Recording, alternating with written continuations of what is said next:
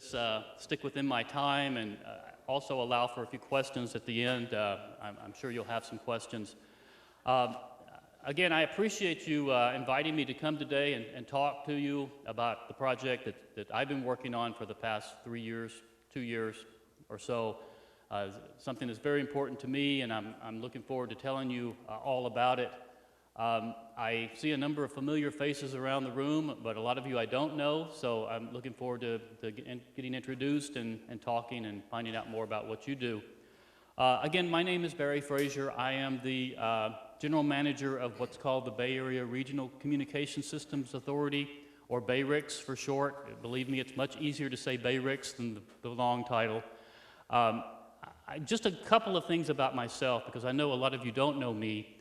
My background is not really in public safety and not really so much in radio communications. My background is, at least recently, has been in information technology and IT, and I spent several years working with the City and County of San Francisco and their Department of Technology. Before that, I worked for the County of San Diego, in Southern California, in IT and related areas, and also some public safety down there. The one memory I have from my time in San Diego was the first round of wildfires that we had down there in, I believe, 2004. And we were completely unprepared for those wildfires. And I think that's acknowledged today. We didn't know what to do. We had this huge firestorm that blew in from east to west. It was moving at an unbelievably fast pace. It wiped out 2,600 homes, just about like that, in the east of San Diego. And I was at the time I was actually assigned to the Department of Media and Public Relations down there. And we were standing around. We had no communications with anyone out in the field. No one knew what was going on out there. We had reporters wanting to know what's going on, what information can we give to the public, and we didn't know because we had no communications. The radio sites were destroyed or damaged, and we learned a lot. I'll talk a lot today about lessons learned. We learned a lot from that first round of wildfires. And by the time we had the second big round of wildfires in 2007, I had moved on to San Francisco, but my understanding is that there was a lot of good work done between 2004 and 2007, and they were much more well prepared for that incident when it occurred the second time around. And so part of what I want to talk about today really is you have to have the tools in place to be prepared, and you have to have the best technology that's available. And part of what we are about doing with BAYRICS is to bring the new digital technology to public safety. I'll talk a lot more about that as we go forward, but I just wanted to give you that story as kind of a sense of what I've seen and what I've done in my past. After I spent some time with the Department of Technology in San Francisco, I moved over to the Department of Emergency Management and worked there for 2 years, helping San Francisco to prepare and do emergency management type of work. And from there, I got involved in kind of this concept of broadband data for public safety.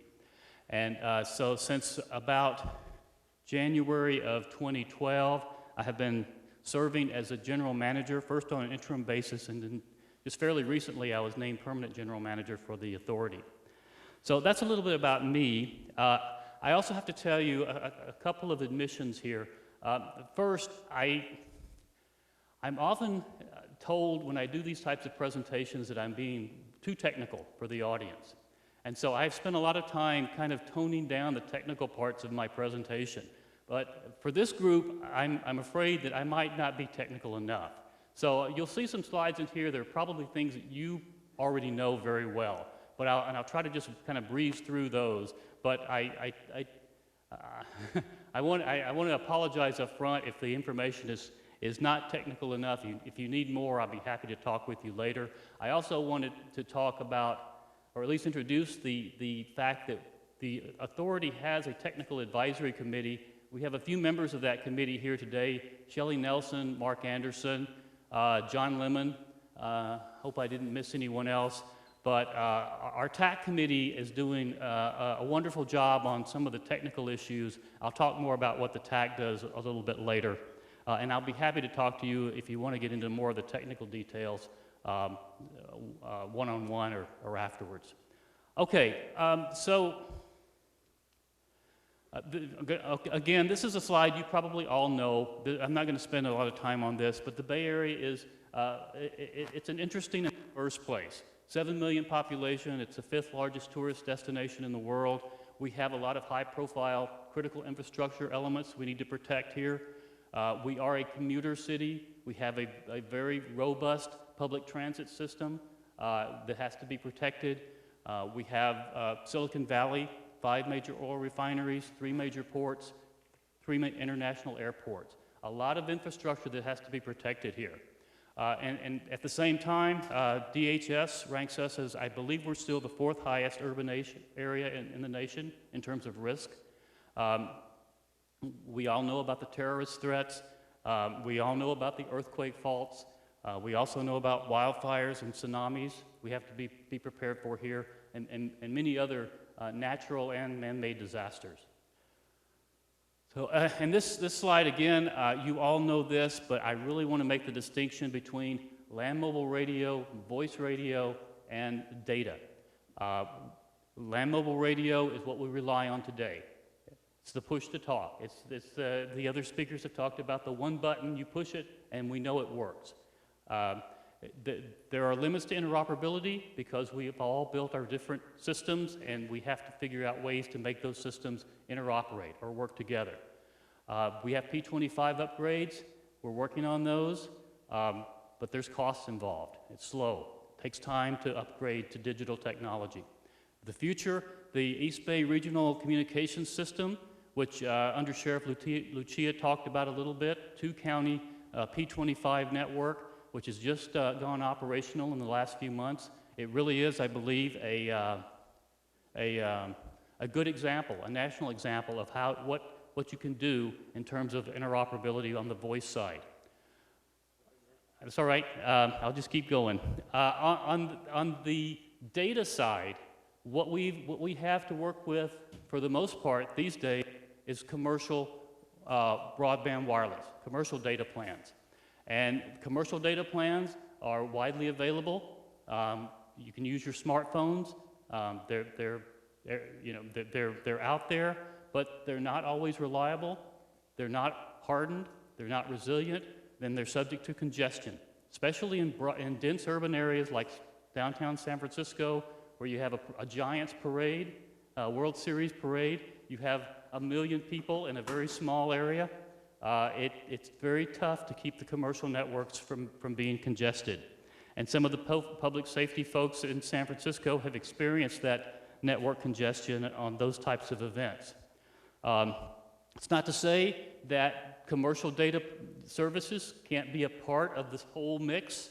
And actually, as we see going forward with BayWeb, we'll probably see roaming on and off of commercial carriers as part of the solution. BayWeb and FirstNet, when it comes along, won't be available everywhere, and it certainly won't be available everywhere early on. So I think we're going to have to rely on the commercial carriers for roaming back and forth as we go forward. So what else did I want to say here? So that's basically the distinction. I agree absolutely with the undersheriff and the other speakers. LMR is not going to go away. You know, I probably want to work for another 7 years, 10 years maybe before I retire. I don't think I will see LMR go away in that period of time. Maybe in the distant future we'll have convergence of the two, but it's not going to happen right away. And that's primarily because the standards for the LTE data networks just don't accommodate some of the required mission-critical elements of land mobile radio, and they won't for quite a while. So, in the future, on the broadband side, I believe, is going to be the BayWeb/FirstNet LTE data network that we are working on putting together right now.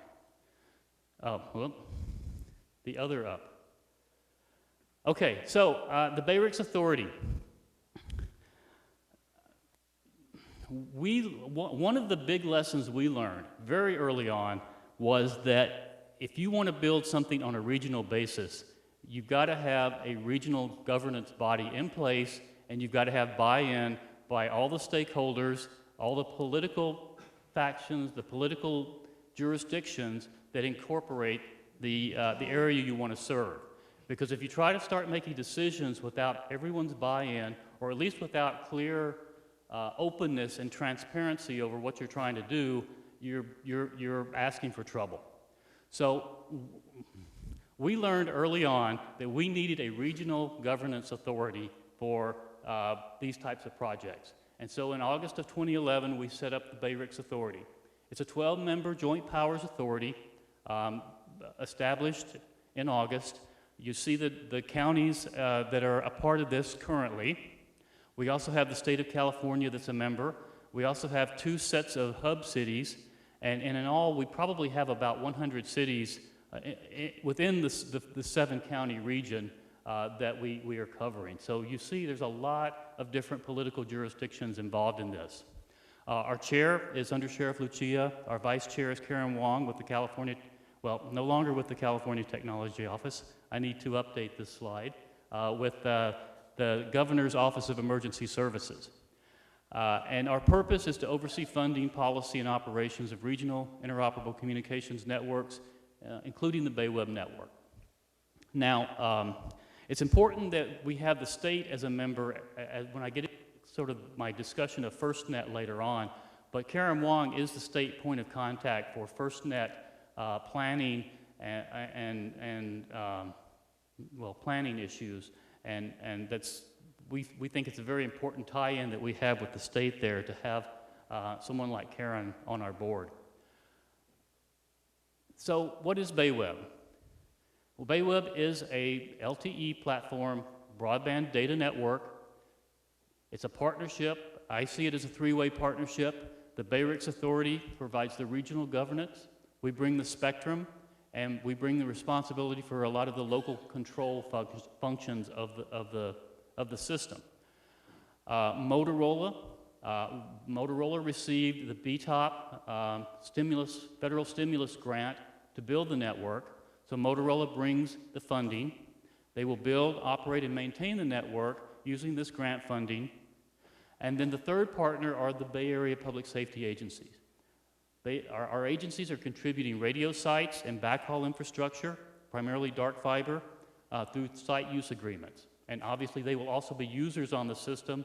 They will pay user fees toward the operations, but they will be our primary users of the network as well. One important distinction here is the BAYRICS Authority is not contributing sites. The sites are owned by the jurisdictions, and so the sites are entering, the site-owning jurisdictions are entering in directly into agreements with Motorola for use of the sites. And that was one key part of this whole plan that we developed that needed to be in place. Benefits to public safety, again, you probably know all this. The key in interoperability is it's one network. You don't have a series of networks that are being connected up. You have one network, one spectrum, chunk of spectrum you're using throughout the Bay Area. So your radio is going to work wherever that spectrum has been built out. You don't have to worry about interoperability or ISSI or creating interconnection between different networks. It's one network throughout the Bay Area. It's private, exclusively for public safety users. As I said, not shared with commercial traffic or subject to possible commercial congestion during high use levels.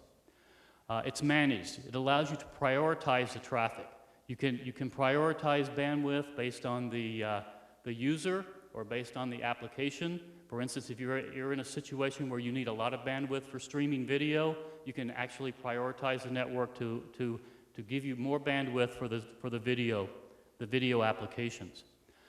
It's going to be secure because it's a private network. You can add the security and cybersecurity protections you need to make it a secure network for public safety. and we believe it's low cost. We have the grant funding to build the network. There will be costs for devices, costs for user fees, but no construction cost, because that's covered by the grant. So this is a slide that I borrowed from FirstNet, courtesy of them, that I've seen in some of their presentations. And this is just an idea of what are some of the applications that you might be able to use going forward on the data network.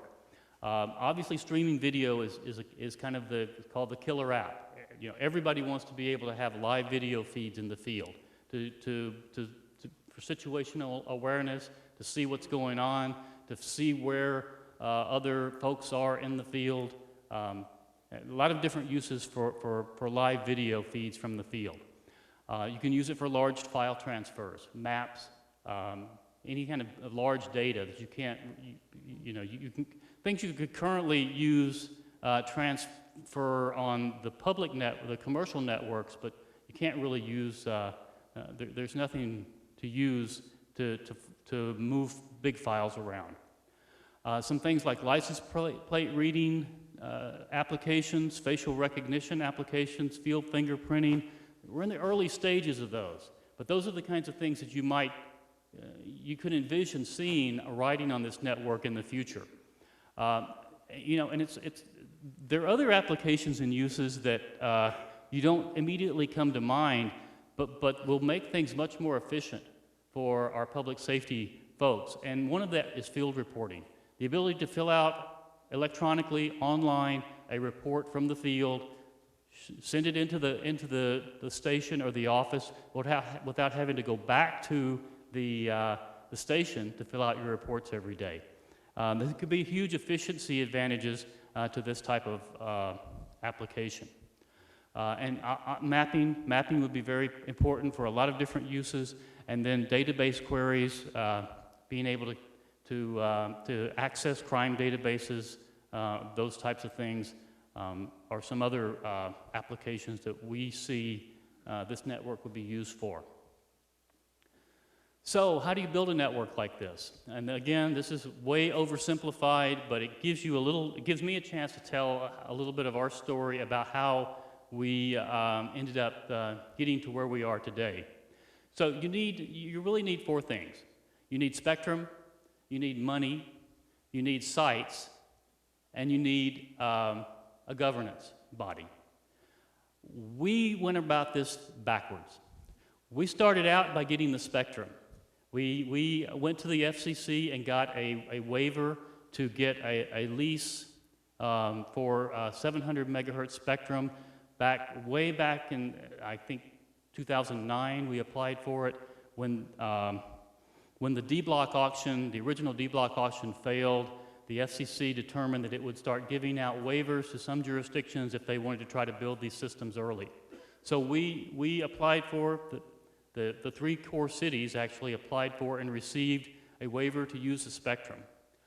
And then, through a series of interesting circumstances, Motorola received a BTOP grant for $50 million plus a match of additional 20 for the $70 million to build the network. But we didn't have any governance structure. So then we came along and we set up BAYRICS, the BAYRICS Authority, to try to govern this project. And we sat down with a large team of regional negotiators and negotiated what we call a boom agreement with Motorola. It took several months to negotiate. It was a challenge. A lot of the jurisdictions wanted different things out of this. I was on the team, and for a while I was a lead negotiator on the team, and I can tell you I spent probably as much time negotiating with my own people as I did negotiating with Motorola. The entire negotiating process probably took over a year, and we had a couple of false starts. We finally got it done in January of 2012. There was majority buy-in by our members. It was not a unanimous agreement on the final contract, but we what I feel like we did was we got to a business deal, an arrangement that allowed jurisdictions to opt in or opt out based on their interest in proceeding or participating with the project. And it also allowed folks who opted out to the opportunity to come back in later on if they determined that the system was going to be successful. So it's kind of a flexible agreement. It took a lot of work to get to that point, but we actually got it done in January 2012. And then finally, you can't do this without regional collaboration. Each jurisdiction, cities and counties, control their own radio sites. They control the backhaul infrastructure that we need to use for this system. And so you have to get them involved on a very, very detailed level. And as I said, we have individual site access and use agreements that have been negotiated with 12 or 13 jurisdictions, I think, at this point, to use their radio sites. And we're also working on getting some backhaul fiber and other infrastructure from other agencies in the Bay Area. So, a little bit on cost and technical requirements. The capital cost, as I mentioned, the $70 million, or ballpark $70 million is going to be the cost of building the network. That is covered by Motorola and the BTOP grant.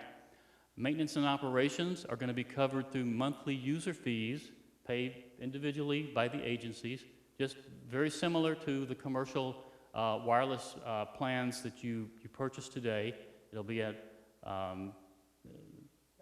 X number of dollars per month per user charged to each jurisdiction. There will be device costs. The devices are not included in the BTOP grant or included in the BAYRICS plan. So each agency will have to ensure that they have devices for their users. The technical specs. So I added this for the technical folks because I wanted to give you a sense of where the specifications are coming from to build these networks. And they're still being developed.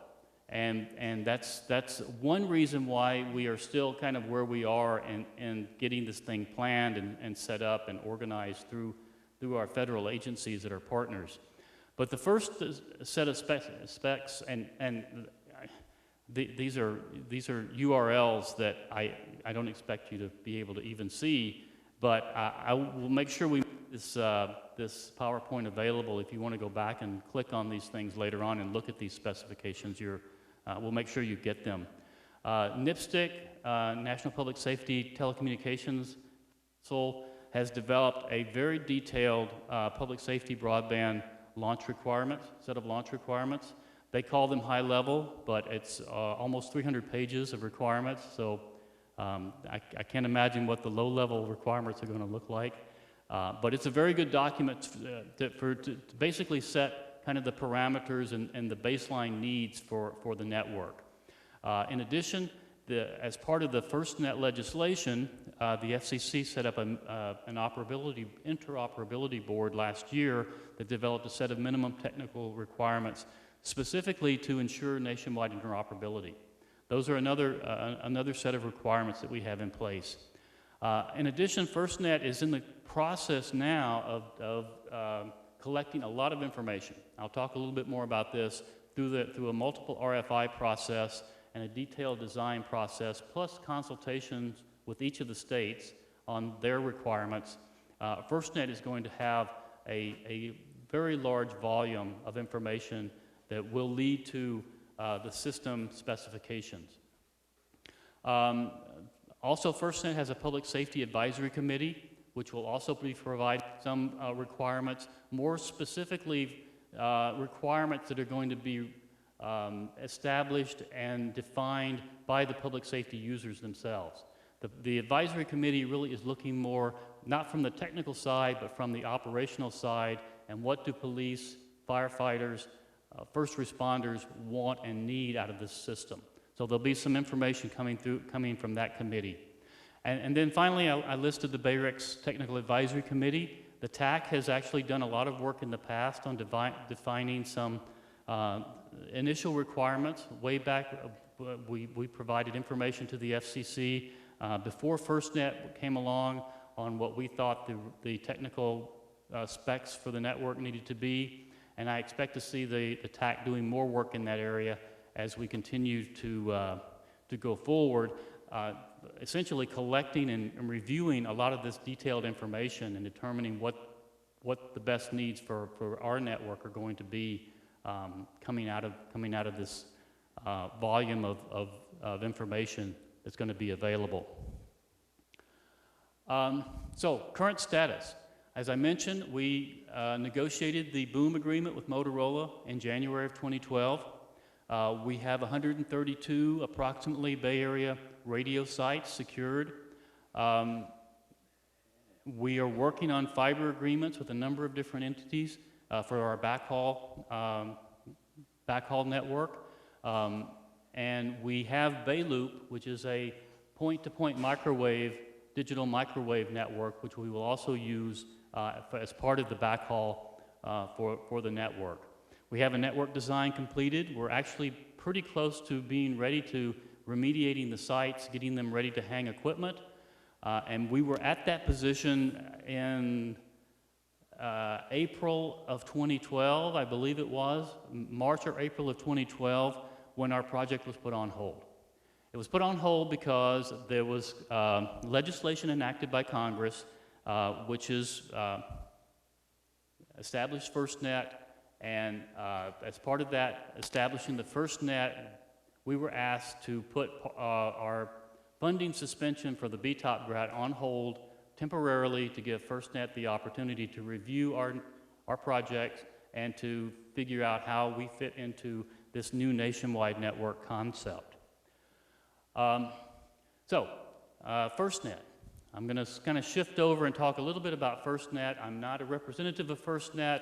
I work with them quite often. I work with their consultants quite a bit. They actually have offices. Their primary office for their engineering team is here in San Ramon. So fortunately, we have access to a lot of their technical consultants and advisors. But I don't work for FirstNet, and so this is information coming from me, not from FirstNet itself. But in February 22nd of 2012, the legislation was called the Middle Class Tax Relief and Job Creation Act. Established FirstNet, appropriated $2 billion initially to build the nationwide network with an opportunity for an additional $5 billion through spectrum auctions, totaling a total of $7 billion that could be available for the network, depending on what happens through some spectrum auctions that are going to be held by the FCC. And then in March, we were asked to suspend our grant program to allow FirstNet to review our project. It took FirstNet board a while to get stood up, to get their administrative processes in place, to get rolling.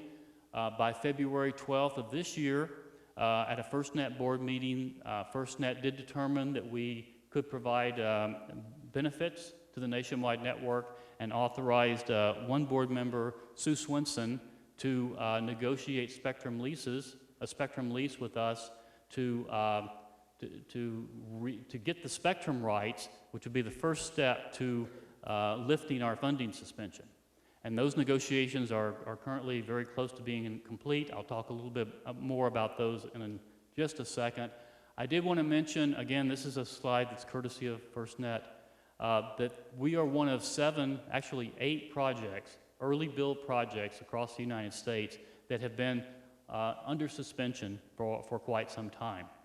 Well, let me say the first 7 were under suspension, have been under suspension since March of 2012. The one Texas project actually was funded through port district grants instead of BTOP grants, and so they were not actually suspended. They actually have an LTE system up and running in Harris County, Texas.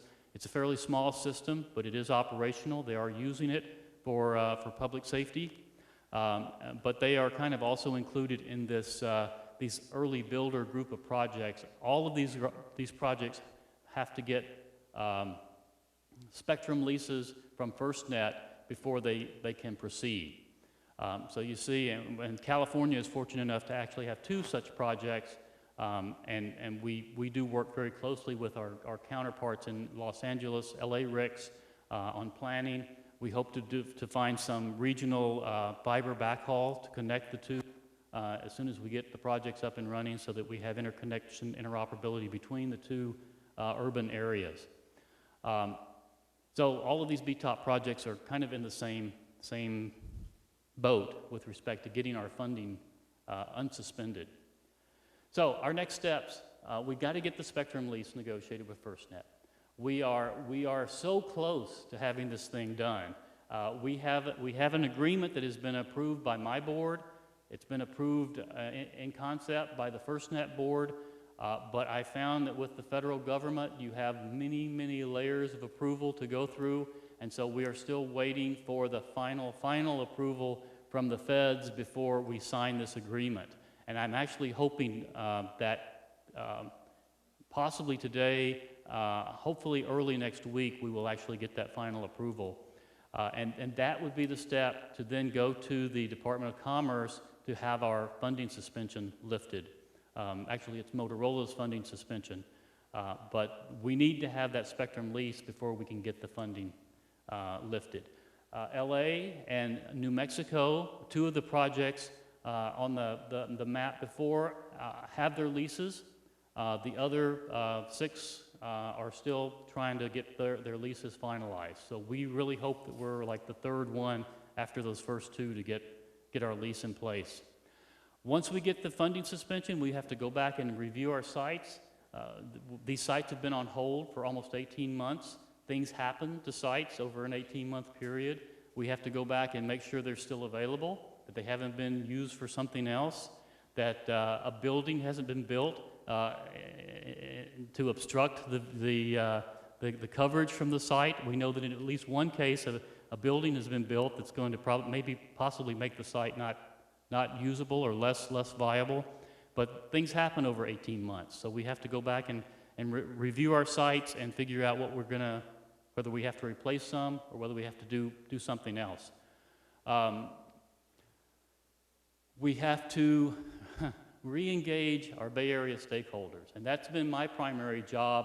I mean, think about it. We've been sitting on hold for 18 months, and we had generated a lot of enthusiasm and support for this project, and then we had to go back and say, well, not so fast. Let's wait. Maybe in 6 months we'll be ready to go forward. Maybe in a year we'll be ready to go forward. Well, now maybe 18 months from our original stop date, we're going to be ready to go forward. It's difficult. It is difficult to keep people enthused and excited about a project when you're basically on hold for 18 months. But I've been talking to a lot of our stakeholders, meetings like this, meetings with city managers, with public safety professionals, everyone who will listen to me, I've been talking to try to let them know that we're going to be back up and running. It's time to get excited again. We have to coordinate our build-out with FirstNet. And what FirstNet sees as the advantage to our project, they can use our project to develop some what they call key learning conditions to help inform them in the build-out of the nationwide network. I have another slide on key learning conditions in just a second, but that's what FirstNet sees as the benefit of working with us. But that does mean that we will have to work with FirstNet as we build out the network, not only to help inform them of their key learning conditions, but to ensure that this network eventually will interoperate with and integrate with the nationwide network when it's actually built. Right now, we believe that we can begin operating the system between 18 and 24 months after our funding suspension's lifted. Obviously, we can't really predict any kind of timetable until we get the funding suspension lifted. But we believe once we're able to start spending money again, we can probably begin having things up and running between 18 and 24 months. FirstNet. So what does FirstNet have to do? I wanted to spend just a little bit of time about the FirstNet process for building the nationwide network. And right now, they're engaged in a state and local consultation process. Earlier this year, they held 6 regional workshops with groups of states, 2-day workshops to really gather information from the states on what are your requirements, what do you need, what do you see as the challenges to a nationwide network. And now they're continuing that process through through more individual meetings with states, I understand. There is also a grant called the State and Local Implementation Grant Program. FirstNet is providing money directly to the states to help the planning process along. FirstNet has released 18, well, they will release 18 separate requests for information. I believe 10 have been released already, and there's another 8 still to come. And these are every possible component of a network that you can think of, from the radio access network to the core, to transport systems, to applications, to devices, to every component. FirstNet is issuing a request for information to gather important data about how that component of the network should run. Device standards. This is a key one. This is one that I've been working with some of the other BTOP grantees to help get some device standards established early on. Because here's the thing. The best thing that we could have right now would be devices that public safety agencies could purchase right now that would operate on the commercial carrier networks. But then when FirstNet or BayWeb comes along, could be easily upgraded to operate on the new spectrum. And we've been working with FirstNet to try to get FirstNet to encourage device manufacturers to look at these types of products, because people need to buy devices now, today. And if you buy a device today and it's a data device, it's going to be a commercial network device. But if you had a device that you could purchase, and I'm thinking now primarily in vehicle gateways or router type devices, if you had a device that you could purchase today that operated on the commercial spectrum, the commercial networks, AT&T or Verizon, but you were able to upgrade easily to the FirstNet spectrum when it comes along, you wouldn't have to go back and buy another round of devices when our networks get set up. So we're really looking and trying to encourage device manufacturers to look at devices that are either multi-band capable or that could be easily upgraded to add an additional band class when the service is available. I think that would be something very important for public safety that could be done right away. And there are a few device manufacturers that are looking at this, and hopefully there'll be more. You know, again, there's just a lot of work to do in building a nationwide public safety network. As I was speaking with Mr. Samples earlier on, he pointed out to me, this is probably the first time a nationwide communications network has been built from the ground up, from scratch, ever. Because most commercial networks have actually been built by combining and merging regional networks and adding things incrementally. This one is going to go from 0 to full coverage over a period of time.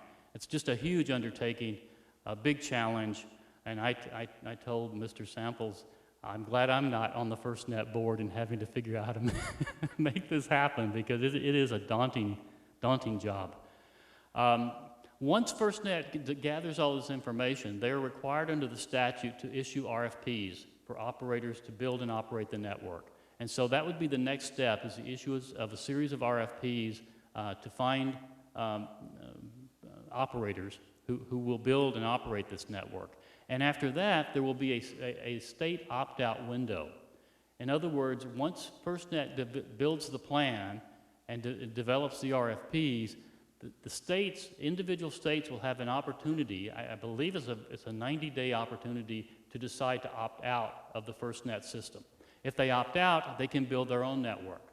But there are a lot of limitations and constraints on that. It's too soon to see whether states will opt out or not opt out. A lot of it depends on how well FirstNet develops their plan, I suppose. But because of that, I have heard FirstNet directors state that they will essentially try to tailor the plans for the nationwide network to the individual states. So we could actually see 50 different plans, each tailored to a specific state, in an attempt to encourage states not to opt out, which makes the challenge even more daunting to plan and build this thing. Build the network, integrate BTOP projects. They don't really have a timeline and project plan yet. They won't tell you exactly how long they think this is going to take. They understand there is an urgency to get this done quickly. They also understand that they have to do this in an open and transparent fashion. They do have to, follow, basic procurement rules that everyone has to follow. So they are faced with that challenge, and we'll see how long it actually takes to get the plans out. Okay, almost lunchtime. I wanted to talk really quickly about some of the key learning conditions we're looking at with our network, working with FirstNet, and they're really like 3 areas. One, we're talking about user equipment, and specifically we're talking about the possibility of using high power equipment in more remote areas, such as up in Sonoma County or out in the eastern county where you don't have as many sites. You need some coverage, some help with coverage in some places. So we would like to try testing high-powered vehicle modems, 1.2 watts, where I believe, and I'll get in trouble here if I try to remember what the standard wattage of devices on this band class will be, but it's not 1.2 watts. 1.2 watts will be much higher powered. So we want to test high-powered devices in remote areas, and also test how those devices would work interacting, moving into more dense urban areas. Because even if we use high-powered devices, they still need to be interoperable and be able to operate in all areas. So that's one thing we want to look at. Also, the multi-band devices I talked about, being able to develop devices that use the commercial band classes as well as the public safety network band. Applications, we see San Francisco and the Bay Area as a hotbed of applications developers. I mean, we have Silicon Valley, we have San Francisco, we have areas in Oakland where there is a large population of applications developers, and we want to try to take some of that brain power and to begin developing applications that might work for public safety. Obviously, there's the streaming video. There's a lot of interest in applications to integrate next generation 911 and wireless broadband. The obvious example of that is if you have a child abduction, you have a distraught parent calling 911. Under next generation, perhaps they can send a photo. Instead of just making a phone call to 911, they can send a photo of the child to the 911 call center. The call center can then, using BayWeb or FirstNet, blast that photograph out to every user in the area. And you can think about how that might be effective in finding a lost child or an abducted child. Especially if you think about, for instance, in San Francisco, if you have transportation workers, bus drivers, train operators, who also have access to this, who can have that photo right in front of them, they can be on the lookout for this child. But they kind of have to tie the 911 next generation ability to send and receive data into the wireless broadband network ability to blast that data out. So we've been actually talking with the state and working on ways we might be able to test some of those types of applications. Another one is what's called advanced automatic collision notification. This is I think the services like OnStar that can provide a detailed information on a vehicle's status if it's in a traffic accident or a wreck. And that information is collected. It can be integrated with a 911 call or a dispatch message sent to the EMS drivers on the way to the accident. You might be able to get really good information on the number of passengers in the car, the likely types of injuries that may have occurred, the severity of the accident. And so there's some opportunities there, I think, to use, to integrate 911 and dispatch with the wireless broadband network to get good information out to our first responders before they get to the accident. And then one more I want to talk about is non-critical voice applications. I have been talking to a vendor, an applications developer based in San Francisco called Boxer.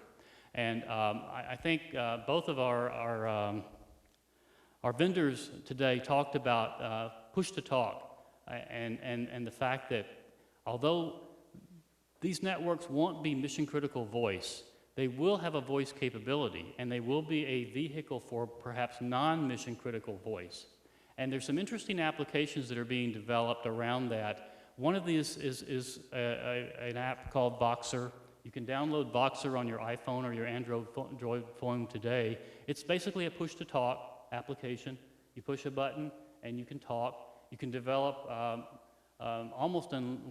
very, very large numbers of talk groups. So you can talk one to many or many to many.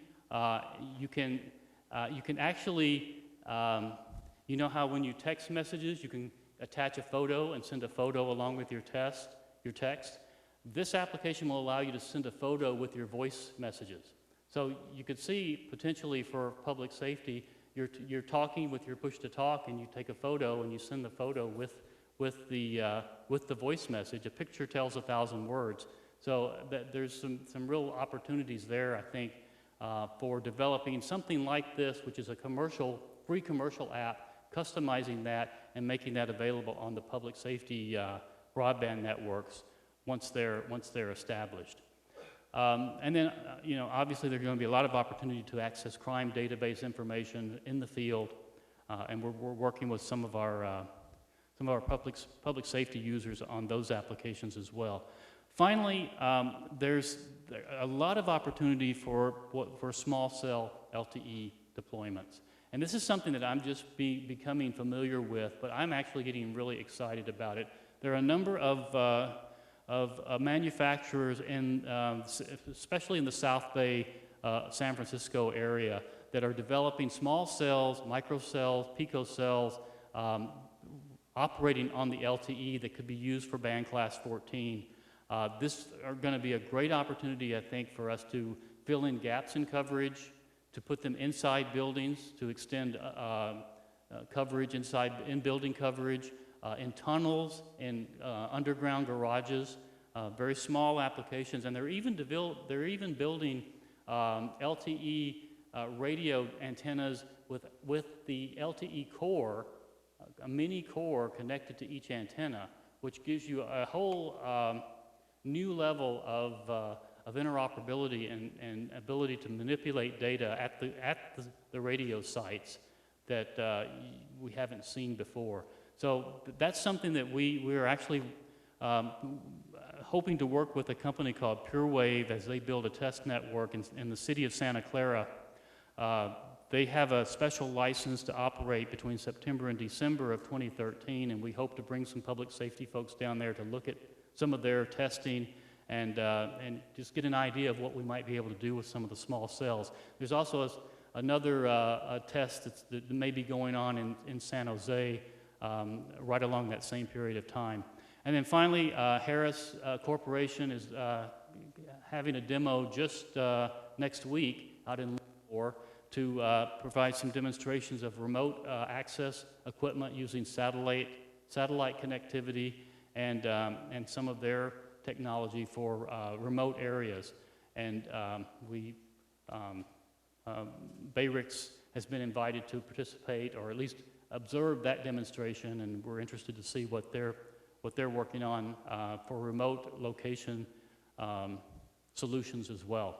And frankly, I think we'll see a lot more of these types of vendor demonstrations and tests as we get going, especially if we can get the baseline network built. I'm hoping we can bring folks in and show off applications, show off different solutions and ways of using these networks for applications and solutions for public safety that we don't even envision or we can't even imagine today. Once we get the network built, I think there will be a lot of innovation and a lot of opportunity to design and build things that can really help public safety and in ways that we don't imagine. today.